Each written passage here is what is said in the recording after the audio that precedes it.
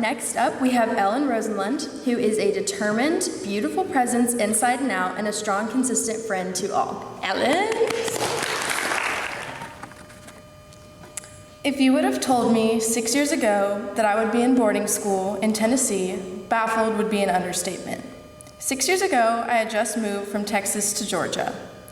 Unlike our previous move, we moved to a completely new state. Never in my mind had I thought that I would ever move again, but in 6th grade, my parents told us the news that we would be moving to Valdosta, Georgia.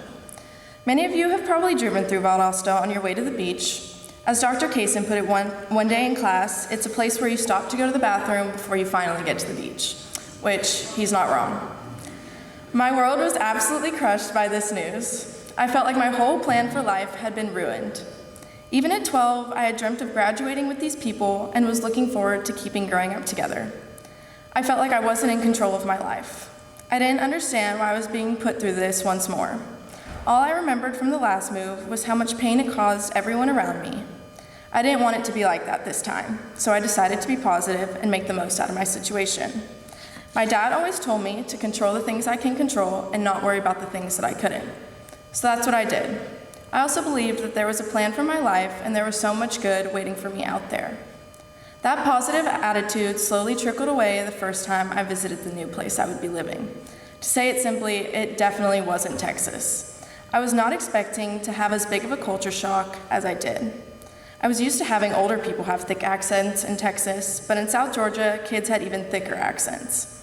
I felt very different than everyone, and it was much harder to adjust than I thought it would be. 6 months in, I could already feel myself growing out of this new place. I felt closed off to the rest of the world, and I wanted more than what Valdosta could bring. My sister felt the same, and my parents came up with the idea of boarding school. So, my sister went off to boarding school her sophomore year, and I would soon follow her and go to Baylor too. I was excited for Baylor and wasn't very scared until my parents left and I realized I was all alone. I remember it being overwhelming from meeting so many new people, and I was scared I wouldn't be happy here either. I had no idea what was in store for me. If I could go back and tell that girl that all that was in store for her, I'd tell her that these will be the happiest 4 years of her life. I would tell her that she's going to meet friends that will last a lifetime and make the best memories and also grow into the person she so desperately wants to be.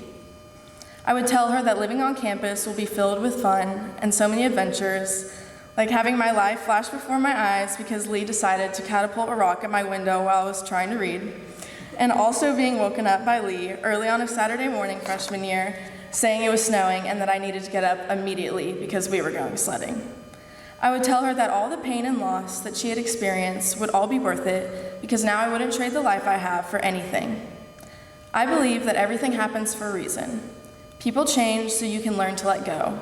Things go wrong so that you can learn to appreciate them when they're right. And sometimes good things fall apart so better things can fall together.